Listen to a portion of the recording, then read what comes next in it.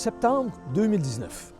Nous sommes à la veille du déclenchement des élections fédérales prévues pour le 21 octobre suivant. Après un marchandage parfois acrimonieux sur la place publique, les gouvernements fédéral et provincial de Justin Trudeau et de Doug Ford conviennent d'une entente sur le financement de la nouvelle université de l'Ontario français. Le premier ministre Doug Ford avait annoncé en novembre 2018 qu'il annulait les plans de la création de l'université francophone. Qu'à cela ne tienne, l'avenir de l'Université de l'Ontario français est assuré, du moins pour les 8 prochaines années. C'est la période couverte par cette nouvelle entente fédérale-provinciale sur le financement. Mais le chemin qui a mené à sa création a été ponctué de nombreux problèmes et de visions parfois contradictoires sur la pertinence de créer une université entièrement française en Ontario. Et ces divergences se sont exprimées haut et fort dans les milieux même des universités bilingues de Sudbury et d'Ottawa.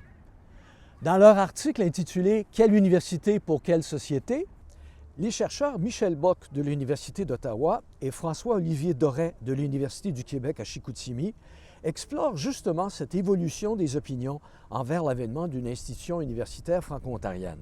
Bock et Doré notent que le projet d'une université francophone connaît un premier élan digne de mention avec la publication du rapport Saint-Denis en 1969 sur la participation, la production et la consommation des Franco-ontariens dans différentes disciplines artistiques. Le rapport Saint-Denis critique sévèrement les insuffisances du bilinguisme universitaire tel que pratiqué à l'Université d'Ottawa et à l'Université Laurentienne de Sudbury.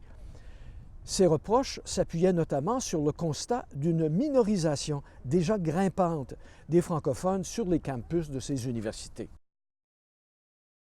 Pendant la seconde moitié des années 1980 et au début des années 1990, des chercheurs associés de l'Institut franco-ontarien se prononcent en faveur de l'Université franco-ontarienne.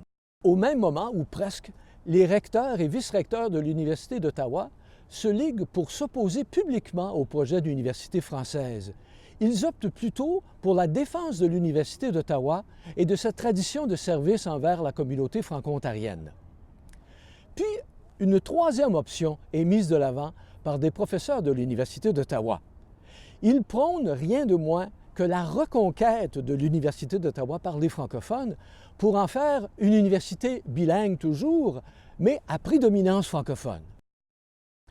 Et voilà, 50 ans après le premier élan du projet, la question est réglée. Peut-être pas la satisfaction de tous, mais le fait est que l'Université de l'Ontario français existe. Ses débuts sont modestes, oui, mais qui sait ce que l'avenir nous réserve?